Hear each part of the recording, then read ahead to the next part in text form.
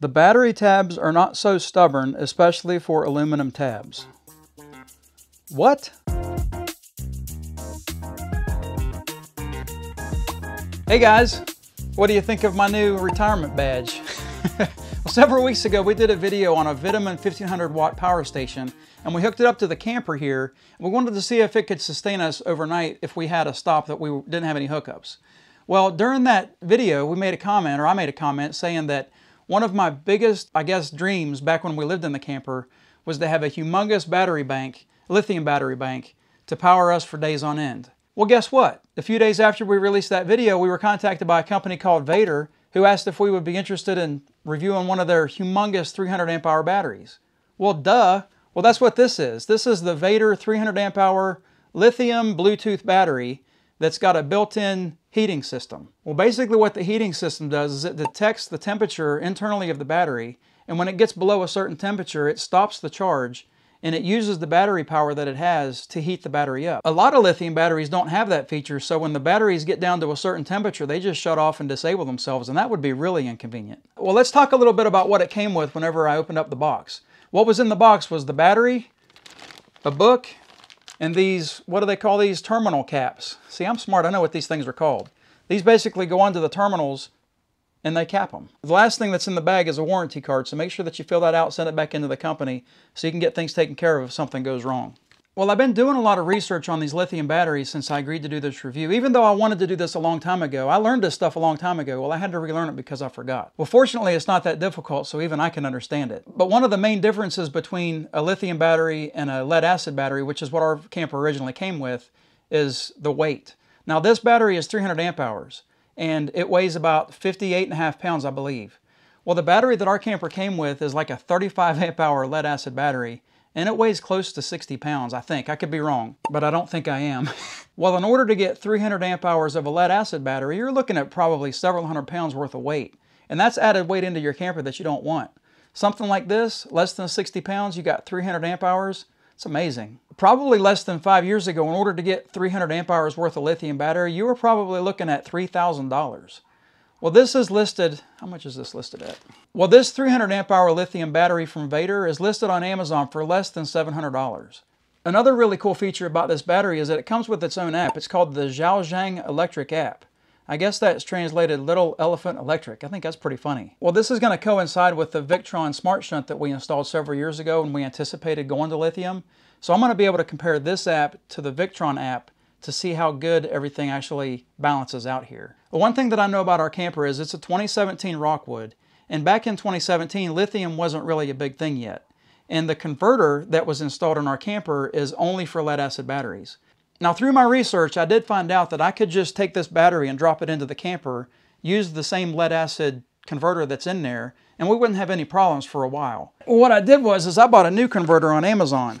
Now, this is a direct swap for the converter that's in there, but the difference is this is for lithium batteries, whereas the one that's already installed in the camper is for only lead acid batteries. So with this converter, I should be able to charge this battery up to 100% and not have any problems. I don't even have to change any wiring because this is a 55 amp, just like the old one's a 55 amp. I didn't change the amperage. Now I've got a lot of work ahead of me. I've got to install this battery in the camper, and I've also got to install this new converter. I got to do all this before the sun goes down.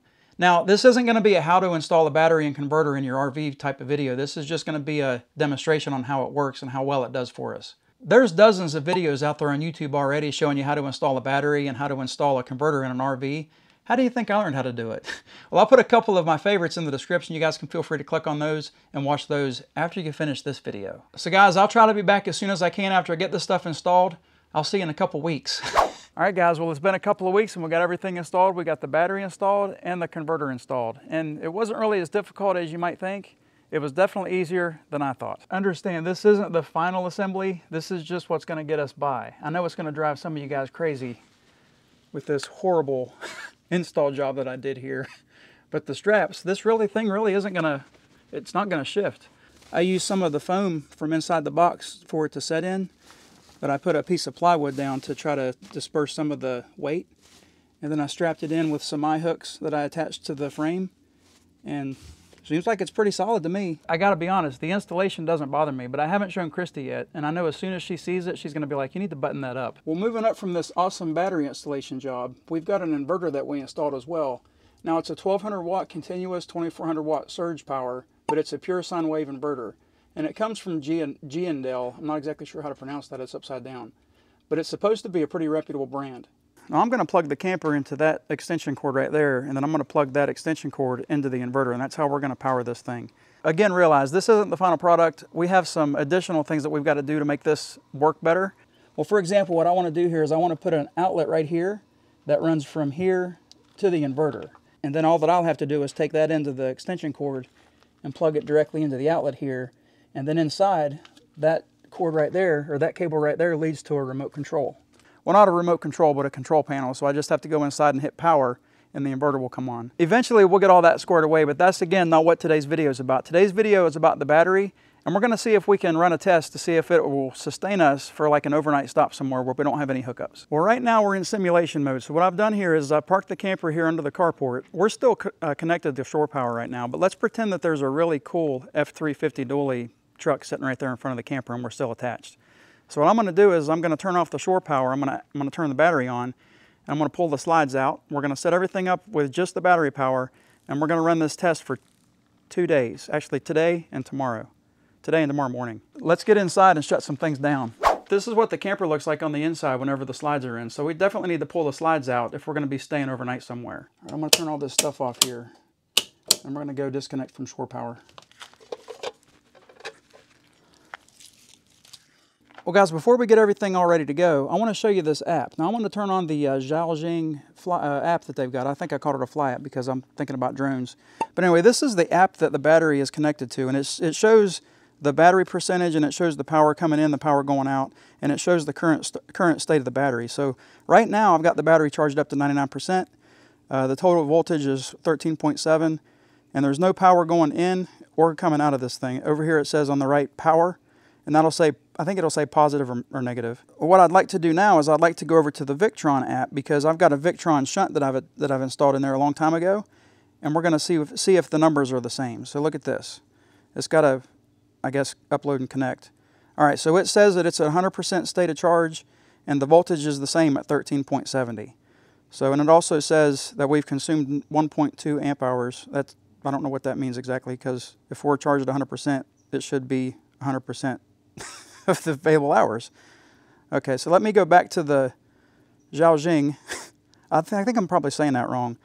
But scrolling down on this app here, it shows the single voltage information. So you can compare the cells on the inside of the battery to see if there's one cell that's bad or one that's going bad, and then you'll know if you're going to have a problem. Well, Victron doesn't necessarily have that on their app. I think it's got to reconnect again.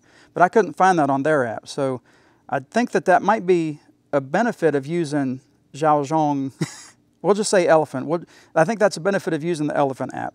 Well, let me get these slides out so we can deplete some of this battery. So we've got power, so I'm going to pull out slide number 2, which is the kitchen slide. All right, time for slides 1 and 3. Well, that was easy. Well, the only thing left to do is to plug this into the inverter. Well, earlier you guys saw the main control panel. Well, right up above it is our on and off switch for the inverter.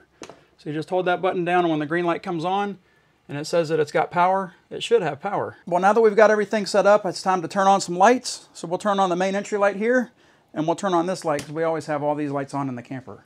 Right now, it's about 12:22. So having all these lights on in the camper for probably 8 hours or so isn't going to be energy efficient, but it's going to show us what the battery can really do. Let me turn on some breakers here. So I'm going to turn on the main breaker, and we're going to go with the refrigerator. Not that we're running the refrigerator on the inverter. It's going to be gas, so we don't have to worry about that.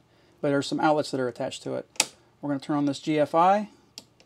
We'll turn on the microwave just because we may want to use that. It's a 1,000-watt microwave, so our inverter should be able to run that. We're going to leave the AC off. We're going to leave the water heater off, AC2 off. We're going to leave the converter off because you don't want to charge your battery with your battery. And we'll turn on the fireplace as well because there's some outlets attached to that too. Well, something else that we've got to do to pass the time is we've got to watch some TV. So I want to turn the TV on. I'm going to let the TV run for probably till 8 o'clock tonight. We'll see if that'll work. But right now, the antenna is not very good, but it's still using the same power that it's going to use if we did have a good signal. Hey, it's coming on and off, right? Could you watch that all day? One last thing that I would need here to be comfortable is a fan. So I'm going to turn this fan on. I'm going to turn it on low, and that way we can have some air circulating while we're sitting in stagnant heat in Florida. I've had some people ask me why I feel the need to wear sunglasses inside and outside. Well, these are prescription. So I'm not trying to be cool, because I don't think I could be. I'm just trying to be able to see. Well, let me pull the Elephant app back up, and we're going to see what kind of power we're using right now.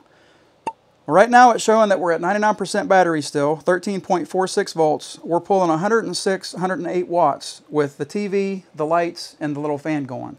So that does sound like it's quite a bit. So, oh, it says up top here, 36 hours and 48 minutes estimated empty time. I wonder if that's accurate. That's a long time. 37. Oh, it's working its way down, so it's going to probably take some time to adjust that number. It's got to calculate all the stuff that I don't know how to do. The way that this test is going to go is I'm going to leave this camper set up like this for the next 8 hours or so. So around 8 o'clock tonight, I'm going to come back out here. I'm going to turn the TV off. I'm going to move the fan up to the bedroom, and we might turn on the bathroom light, but we're going to turn out the living room lights as well. And then we're going to come back in the morning, and we're going to check the battery status, and we're going to see where we stand when it's time to hook the trailer up and to go on to our next adventure. So the next time that I see you guys, it's going to be 8 o'clock tonight. All right, we'll see you in 8 hours. Well, it's 7:57, so it's been about 8 hours since we turned the TV on and we turned all these lights on in the camper. So let me pull up the Elephant app and see where the battery stands. So Bob the battery, it's linked up. We're using 138 watts of power, and we've still got 76% of battery life left. That means it's like 21, 22 hours. So this battery's lasting forever, it seems like. I like it. Well, since it's 8 o'clock, it's about time to take a shower. So what I'm going to do is I'm going to go turn some water on, and we're going to take a look at the wattage, and we're going to see how much watts the water pump actually uses. So right here on the panel, I'm going to hit water pump and turn the water pump on. In order to take a shower, you got to have the lights on, right? Pump is running. I can hear it running now. Well, I've got the app back up, and it's showing that we're using 205 watts right now. So that's a lot. So this water pump uses a lot of wattage, it sounds like, maybe 75 watts or so. And it runs continuously while we're taking a shower. That could eat up a lot of battery power. Well, anyway, in a couple of minutes, I'm going to shut the water off, and then I'm going to prepare the camper for nighttime. Well, I know it looks kind of dim down here, but we still have a couple of lights on downstairs.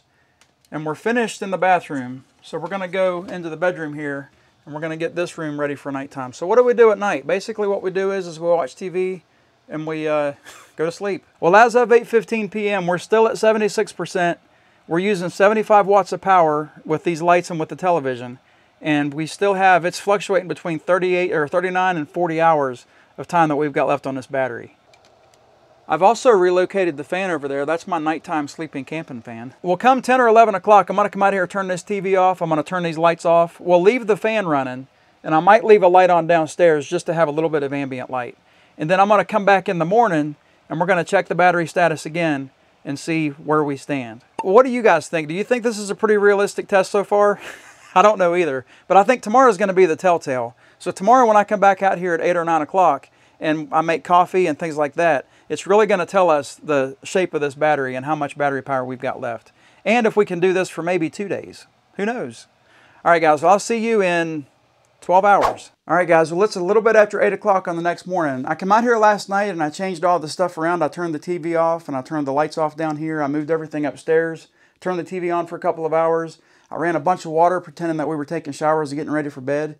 And apparently, I forgot to hit record on this Rode Wireless because there was no audio for that. Well, there was, but it's GoPro audio. GoPro audio is horrible. Anyway, what I want to do this morning is I want to check the status of the batteries, and then I'm going to make a cup of coffee. I know you guys remember Salt from his previous episode. But anyway, let me hit the Elephant app, and we're going to check and see what the status is. All right, so Bob the battery's got a load, and it's saying that we're still at 64%. Right now we're using 49 watts. And once I start making coffee, we're going to see what this number goes up to. I'm not going to really make coffee. I'm just running some water through the coffee pot. Let's get this party started. All right, so we got the coffee pot going. I wanted to make sure that the inverter would run the coffee pot too. That was another one of my things I wanted to test. Well, Salt's over there doing his job, I can tell, because he's running. Plus, we're using 965 watts of power right now. So 965 watts of power usually takes about 12 minutes to run a pot of water through the coffee pot. That could really put a dent in our power here. Once the coffee's finished, we'll take a final look at our power and then we'll call this test a wrap. At least it's more interesting than watching paint dry, right? Not really. I guess while we're waiting for that coffee to finish, we can come out here and look at the inverter.